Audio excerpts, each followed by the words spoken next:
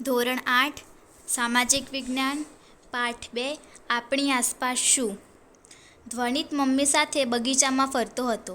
ફરતાં ફરતાં તેના મનમાં એક પ્રશ્ન ઉદ્ભવ્યો. આપણે જે જમીન પર ચાલીએ છીએ એ કેવી રીતે બની હશે? ધ્વનિતે આ પ્રશ્ન મમ્મીને પૂછ્યો. મમ્મી કહે, તું દરરોજ સૂર્યને જુએ છે ને? આ સૂર્યનું પણ એક કુટુંબ છે, જેને આપણે સૌર પરિવાર તરીકે ઓળખીએ છીએ. આપણે પૃથ્વી એ સૌર પરિવારનો જ એક સભ્ય છે. પૃથ્વીઓ સૌર પરિવારના અન્ય સભ્યોની વચ્ચે રહે છે. સૌથી વિશેષ વાત તો એ છે કે આપણા જેવા સજીવોને જીવવા માટે જરૂરી એવું અનુકૂળ તાપમાન, પાણી અને હવા માત્ર પૃથ્વીને જ મળેલા છે. તેના પરિવારના અન્ય કોઈ સભ્યો પાસે આ પ્રકારની અનુકૂળતા હોવાના નક્કર પુરાવાઓ આજ સુધી મળ્યા નથી. સામાન્ય રીતે એવું માનવામાં આવે છે કે પૃથ્વી સૂર્યમાંથી છૂટી પડી છે. જ્યારે તેનો ઉદ્ભવ થયો ત્યારે તે અગનગોળાના રૂપમાં હતી. આ અગનગોળો ધીમે ધીમે ઠંડો પડવા લાગ્યો. તેના કેટલાક તત્વો પહેલાં પ્રવાહી સ્વરૂપમાં અને ત્યારબાદ ઘન સ્વરૂપમાં રૂપાંતર પામ્યા.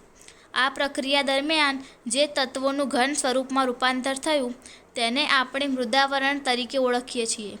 જે તત્વોનું પ્રવાહી સ્વરૂપમાં રૂપાંતર થયું તે જલાવરણ.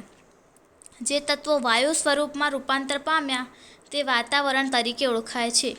વળી રહેવા માટે કઠણ સપાટી, પીવા માટે પાણી અને શ્વાસ લેવા માટે હવા મળી રહેતા પૃથ્વી પર જીવસૃષ્ટિ વિકાસ પામી, જે જીવાવરણ તરીકે ઓળખાય છે. આમ પૃથ્વી પર 4 આવરણો અસ્તિત્વમાં આવ્યા.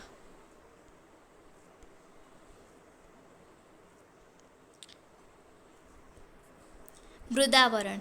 આપણે પૃથ્વીના જે ભાગ ઉપર વસવાટ કરીએ છીએ તે ભાગ મૃદાવરણ તરીકે ઓળખાય છે. મૃદ એટલે માટી અને આવરણ એટલે પડ. પૃથ્વીનો ઉપરનો પોપડો માટી અને ખડકો જેવા ઘન પદાર્થોનો બનેલો છે. તેથી તે ઘનાવરણ કે શિલાવરણ તરીકે પણ ઓળખાય છે. આ આવરણ પૃથ્વી સપાટીનો આશરે 29% ભાગ રોકે છે. આ પોપડો આશરે 64 થી 100 કિમી જેટલી જાડાઈ ધરાવે છે. તે બધે એક સરખી જાડાઈ ધરાવતો નથી, વળી અંદર કે બહાર એક સરખો આકાર પણ ધરાવતો નથી. તે લગભગ માટી અને ખડક જેવા દ્રવ્યોનો બનેલો છે. આ ભાગ પર જ નાના મોટા પર્વતો, ઉચ્ચ પ્રદેશો, મેદાનો વગેરે આવેલા છે. વળી સપાટીથી શરૂ કરીને આપણે જેમ જેમ ઊંડે જતા જઈએ તેમ તેમ તાપમાનમાં વધારો થતો જાય છે. પૃથ્વીના પેટાળમાં રહેલા ખડકોના પીગળેલા રસને મેગ્મા ભૂરસ કહે છે.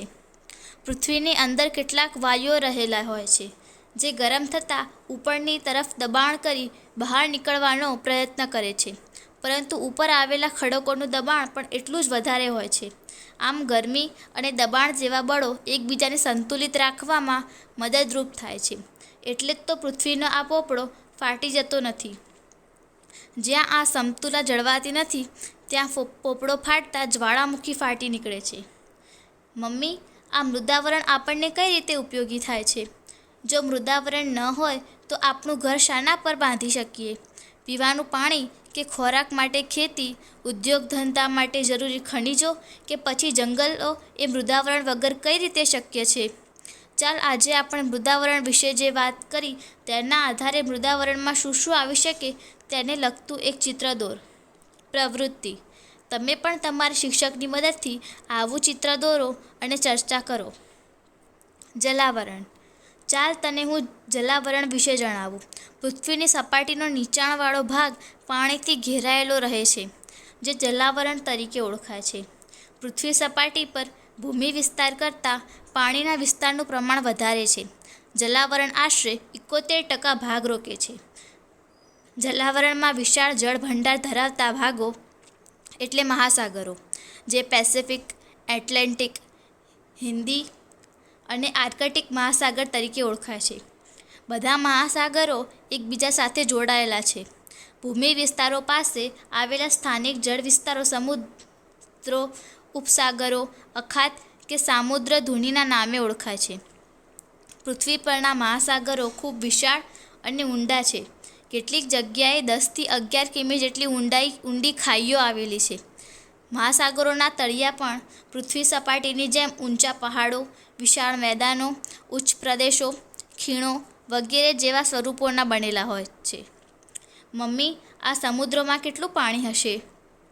તે તો ખારું હોય છે. તે આપણને કઈ રીતે ઉપયોગી થાય? હા, પૃથ્વી પરના પાણીના જથ્થાના 97% ભાગનું પાણી સમુદ્રોમાં આવેલું છે. બાકી રહેતા પાણીનો આશરે પોણો ભાગ બંને ધ્રુવો પર તથા હિમાલય અને બીજા ઊંચા પર્વતો પર બરફના રૂપમાં રહેલો છે. બાકીના પાણી પૈકી કેટલુંક સરોવરમાં, કેટલુંક નદીઓમાં અને કેટલુંક પૃથ્વીના પેટાળમાં સંગ્રહાયેલું છે. પીવાલાયક પાણી ખૂબ ઓછું છે. આ મીઠું પાણી જલાવરની ભેટ છે. સજીવોને જીવવા માટે મીઠા પાણીની જરૂર છે. આ મીઠા પાણીના મુખ્ય આધારરૂપ વરસાદ માટેનો ભેજ સમુદ્રોમાંથી જ આવે છે. સમુદ્રોમાંથી મૂલ્યવાન રસાયણો, ખનિજો, મીઠું, માછલા મળી આવે છે. જેમ ધરતી પર સજીવ સૃષ્ટિનું અસ્તિત્વ છે, તેવી જ રીતે સમુદ્રોમાં જીવસૃષ્ટિ આવેલી છે. મહાસાગરોના મોજા પ્રવાહો અને ધરતીમાં રહેલી પ્રચંડ શક્તિને નાથીને વિદ્યુત શક્તિ મેળવી શકાય છે. આ સિવાય તે જળમાર્ગ તરીકે પણ ઉપયોગી છે. વિચારો, સમુદ્ર ન હોત તો શું થાય?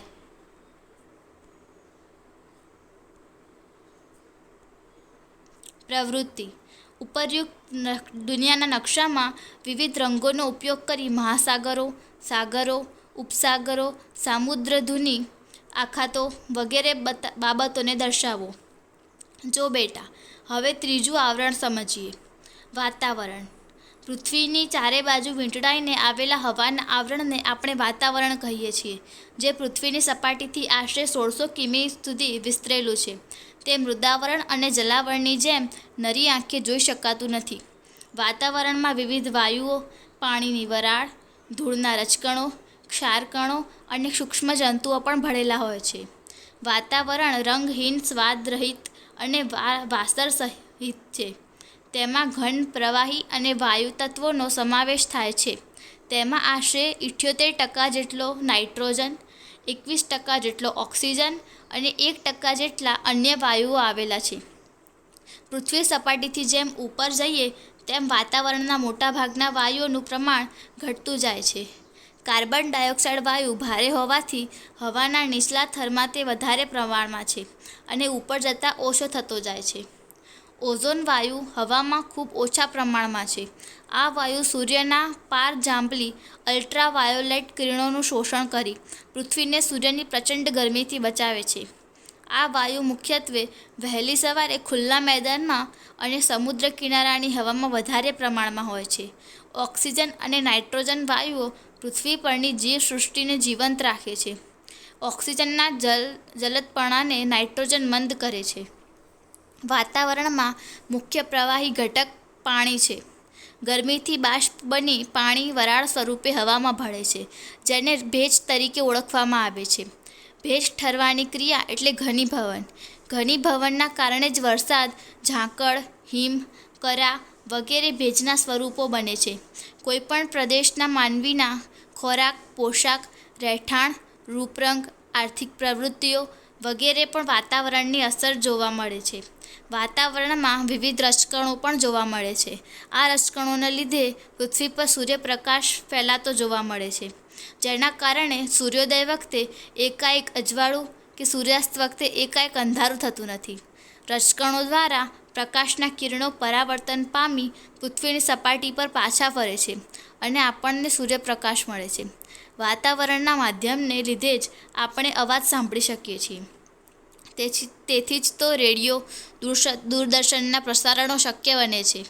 વિચારો, તમે કયા અનુભવોના આધારે કહેશો કે પૃથ્વીની સપાટી પર વાતાવરણ આવેલું છે? તેની નોંધ કરો અને તેની ચર્ચા તમારા શિક્ષક સાથે કરો.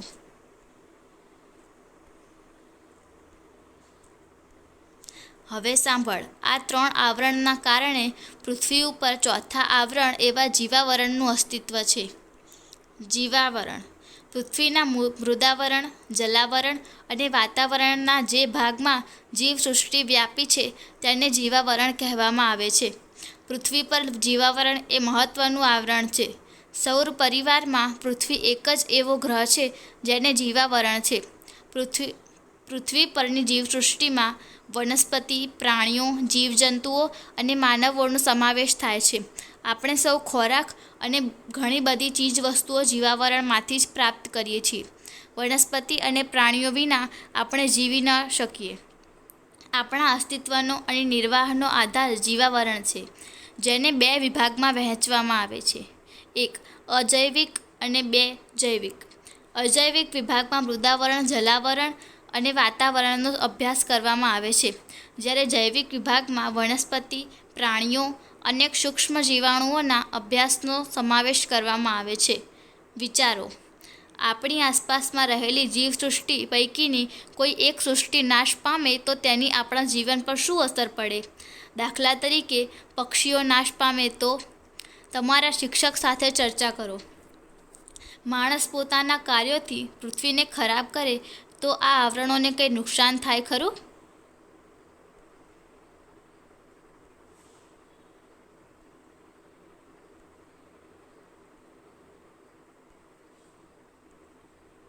માણસ સ્વ-વિકાસ માટે કેટલીક પ્રવૃત્તિઓ જાણી અજાણ્યે કરે છે.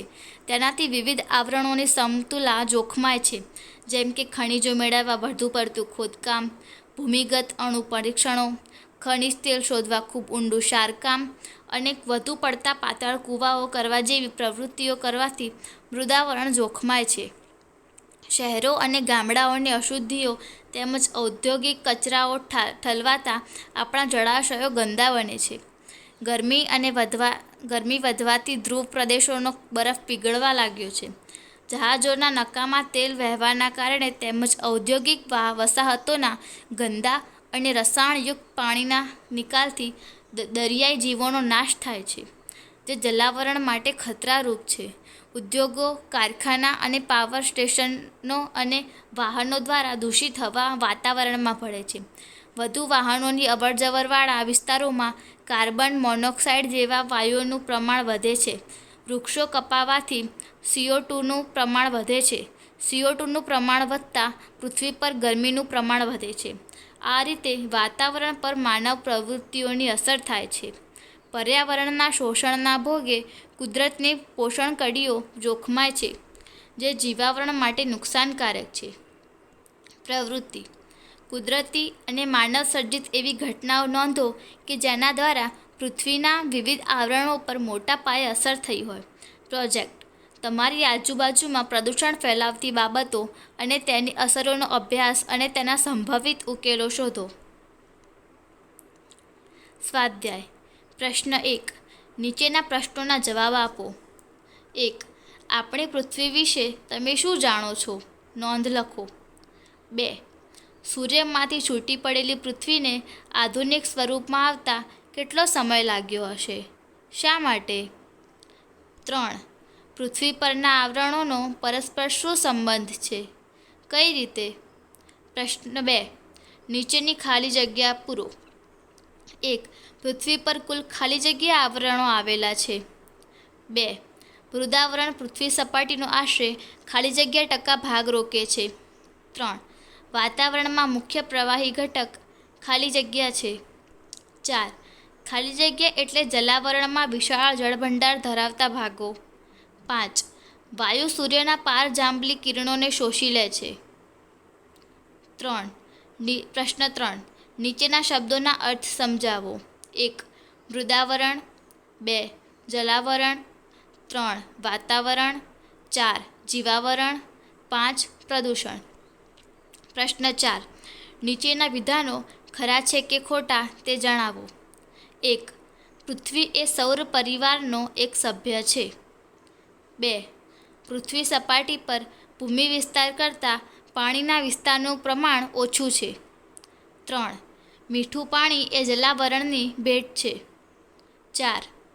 ઓક્સિજન એ નાઇટ્રોજનના જલદપણાને મંદ કરે છે. પ્રશ્ન 5.